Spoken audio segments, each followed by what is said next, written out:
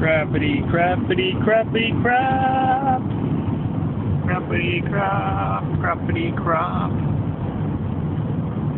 Already about halfway through this before I got the camera out. Another big heap of crap. Looks like someone's dropped a heap of crap on the side of the road as well.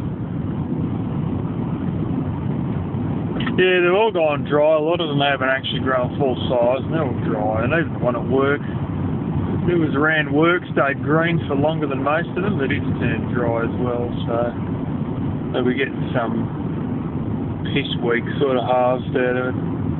Be pretty shit tonnage. That's what I'm trying to say. They're going to have to get the comb real low to the ground. Damn stuff, ain't it? Probably 1 foot 3 inches or something. It's flipping short as. This is just what happens when you get a shit. Alrighty, at times here we get some pretty bad winds, or almost nothing, just enough to fluff the microphone. And we've had some pretty good winds a fair bit of the day, and we're having some right now. I've just come back from the library and realised that the witch's hat on the top of my chimney is gone. And it seems the old gum trees here have copped a bit of an injury as well. This is the sort of stuff we get that you'll find out later that somebody who had a wind turbine had the bearings literally blown to bits during winds like this. But it's one of those trees, I think it's that one there, had a branch come off it in the middle of the night once with these hard winds. There's a bit of a lull there for a second, but we often get this thing where we get windy, warm days that'll be overcast, but still, you know, like 32 degrees. We're talking like, I don't know, like, what's that, 88, 89 degrees Fahrenheit. And then, at the end of the day, it turns cool and it starts to rain. It's expected to be one of those today, but as you would have been able to hear at the start of the video, the noise is pretty flaming dramatic. It's going a little bit quieter now for a second there, but it's so damn noisy you can just hear it roaring all night. And you know, yet when I got up this morning, you know, you could have laid a bit of paper on the front lawn and it wouldn't have blown away. You can always hear the noise because of the trees, and it's the wind going through all the bulk of the trees. So as we get closer to them, you'll probably hear it stronger.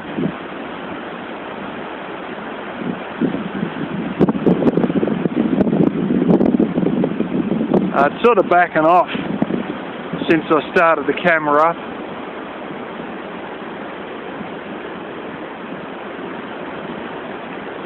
Oh, that might be some of that branch there, right about there, that come down. It must be in the other tree right in front of us there.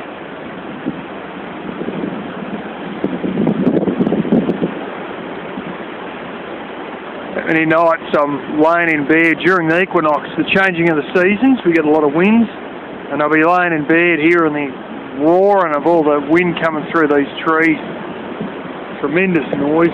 On occasion you actually hear the roof flex under the pressure of the wind. It's sort of calming down a bit now. It's going a bit more quieter. But you heard how noisy it was at the start of the video. Oh yeah. I'm burning the boxthorn tonight.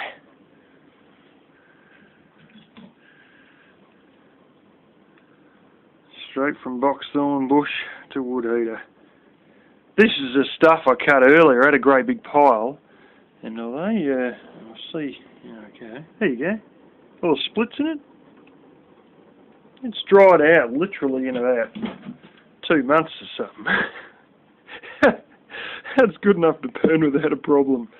It's brilliant stuff. This. It's well, not the best burning in regards to Softwood though, if you burn radiata pine, like your pine with the needles and the big cones, you know, fist-sized cones, that stuff burns like flipping cardboard.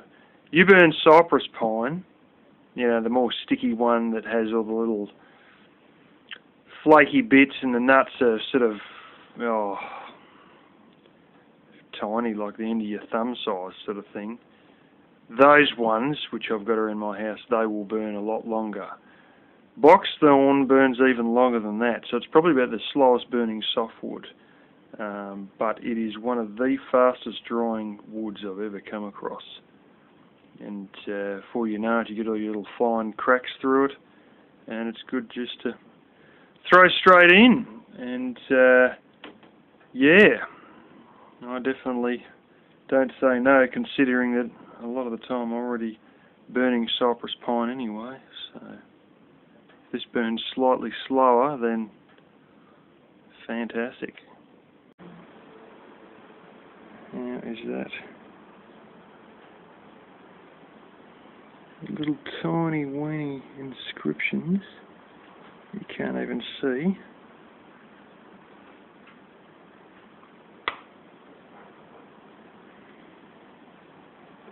Some of you in Europe or wherever may recognise that little inscription. A little square bit you can see higher up there. This is 925.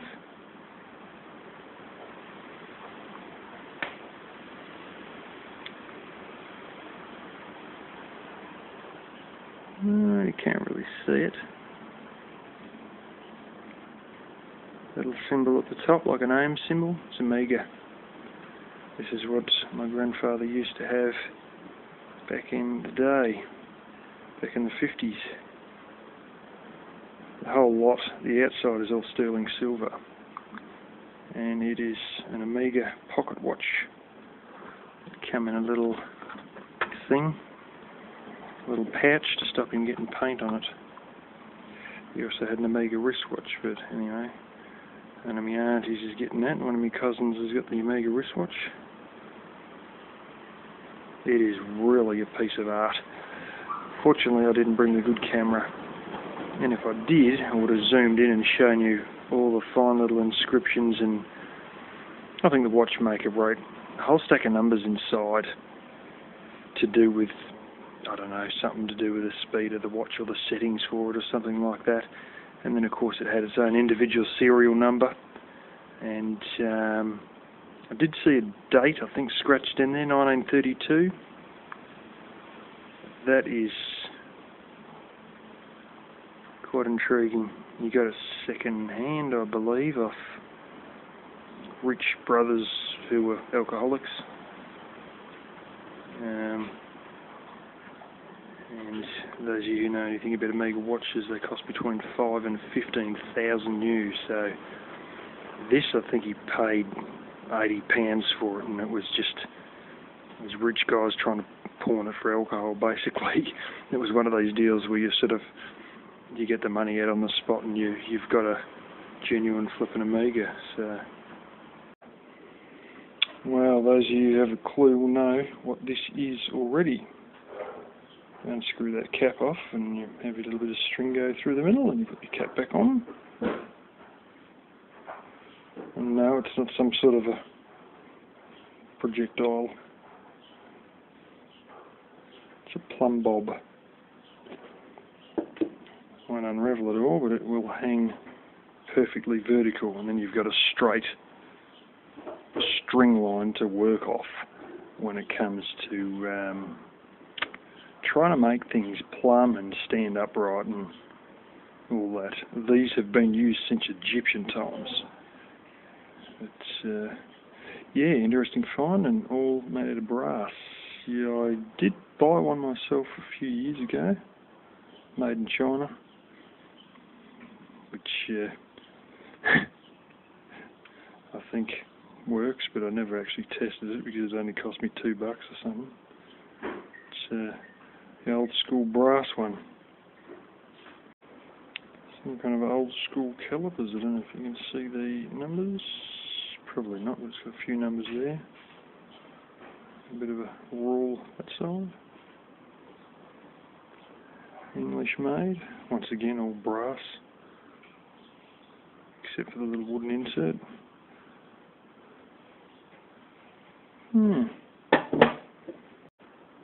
Here's your big paint tin. Little touch-up paint tin. With a proper little cap and everything. I have seen these in museums. Some sort of a cast outside. It's just lost most of its paint. 1.6 amps times 240 volts. It's like about 350, 375 or something watts. How's that? Your trigger's actually flipping chromed sheet metal. Dual speed. Probably means slow as shit, flat knacker. That would be the dual speed. It wouldn't even be variable speed. Light burn, 3/8 of an inch chuck. Oh no, there's your speed selector there, low and high. So it's 2 gear. And I would hope that's variable speed.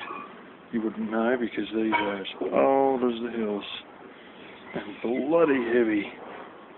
Electric motor inside some sort of cast metal. Unbelievable. But anyway, as I said, last time I seen one of those was in a museum. They still have these today, plasticky ones for weighing your luggage. It's kilograms on one side and pounds on the other. Like a specialised spring in the middle. This wouldn't be any Chinese made one, it's probably British made. A lot of his old tools are actually British made ones.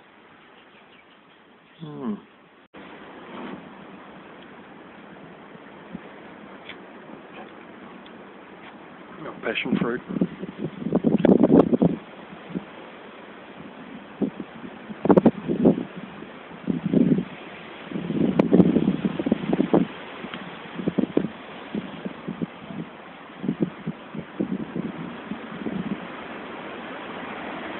This actually used to be quite well, this thing. No, you can't see anything except a couple of drawers I haven't put in.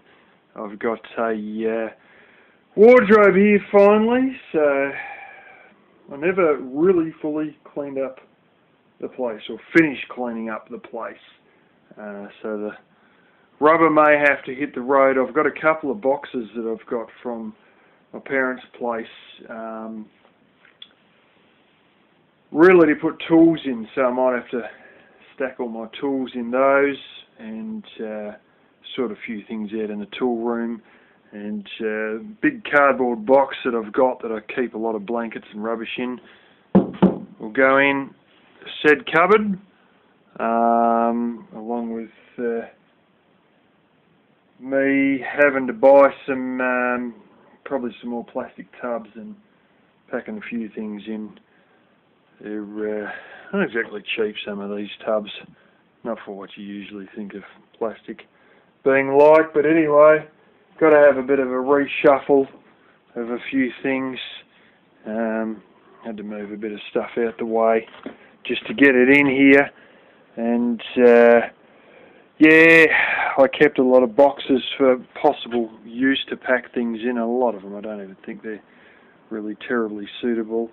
Although we just filled the recycle bin with old books from my grandparents' place. They're one of these things that when I have a clean up, I get 80% the way through and go, yeah, that's good enough, and don't really continue on. And I've got to sort of follow right through and finish a few bits and pieces off that I've got a lot of polystyrene here, and I've got plans to actually insulate one side of the bedroom wall that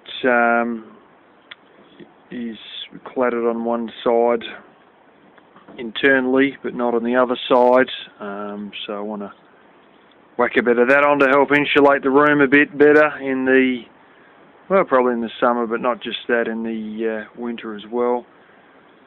Just wind up a few things so that I don't have to have all this crap hanging around. Got a couple of knives too. The chopping block will be going in the fire probably tonight anyway. Good bit of wood for burning. But,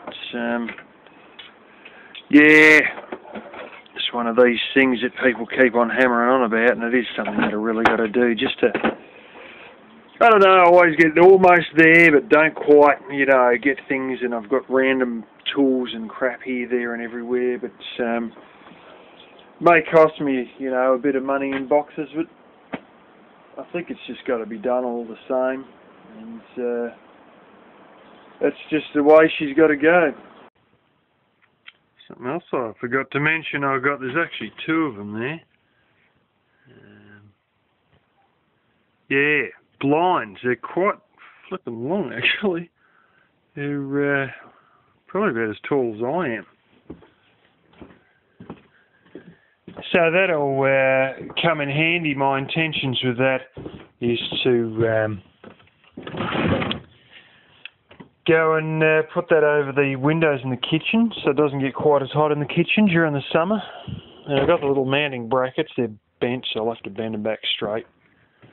And the fun doesn't end there. I just saved myself a few $100 for having an outside mattress to sleep on during the hotter times, as I mentioned in my sleeping plan video. And what do you know? It's a single bed mattress that was otherwise probably just going to get thrown on a fire, and then the remains of the springs just sent to scrap metal. And instead of it just get burnt and get thrown away anyway, I decided to save myself a bit of money and, you know, just use this during the hotter times of the year. And if it turns to crap and gets destroyed with an unexpected rain or whatever, well, so what? It was going to rubbish anyway.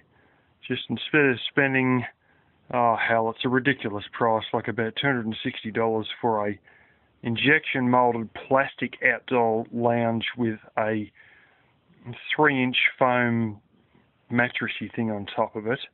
Instead of going down that route, I've just paid $0 and got this, which was going to be chucked anyway. It doesn't stink, there's nothing wrong with it, it's not dirty, but it was just like nobody wanted it, and well, I saved myself a few dollars by grabbing it. And here's my inheritance in all its glory.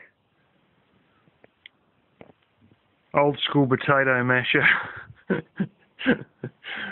The other day when I made the video about reheating potatoes that had been, you know, cooked the night before or whatever, by mashing them up and putting them in a frying pan and frying them with a bit of soy sauce, I actually had to break all those up with a plastic fork. And let me tell you, plastic forks are not what you want to mash potatoes with. So I thought, oh, what the hell, might as well get a potato masher. I'm sure I've probably got one here somewhere.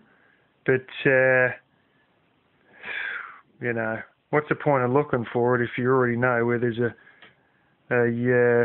another one anyway? So this is my big inheritance. Alrighty, I also got a few of these books as part of my inheritance. These are all written about 92 or 93. They're all on fixing houses up, building brick walls. A lot of it's more house maintenance. And it's very old school. It talks about buying your first drill. You may want to consider buying a hammer drill because they are now becoming on the market. So maybe spend a bit more money and invest in a hammer drill. Holy smoke, I've got a hammer cordless drill. And I've had that for a number of years. So they're really showing their age, these books. But it's a lot of it's based on British stuff. They've got how to fix flat roofs that are bitumen roofs. We don't even have flat roofs here. They just don't exist. Bitumen roofs don't exist of any type, flat or slanted. And also putting in a new water tank in your roof space, because in England they have water tanks in their roof space so your internal pipes don't freeze and you've still got a water tank of, you know, well, about half the size of an IBC or the size of an IBC worth of water up in your roof space that, due to convection and heat rising, remains unfrozen in your roof space, so you can still use the tap for breakfast, for making cups of tea the next morning. So it talks about that, but a lot of it's sort of a bit English-based and so old it's a bit out of whack. But all the same, there are things in there that may come in handy, like building brick walls and stuff like this. And let me tell you, I've never built a brick wall in my life, and it'd probably be a shitstorm if I even tried. I don't know. But all the same, you know, there's bits about span strength and stuff like that, and wood strength in hardwood and whatnot in all this. So it's not a bad little bunch of folders to have. I think there's 5 there, but there may even be a 6th one under a couple of these other books. But anyway, I'll tell you something else here. A bit more to do with inheritance for real.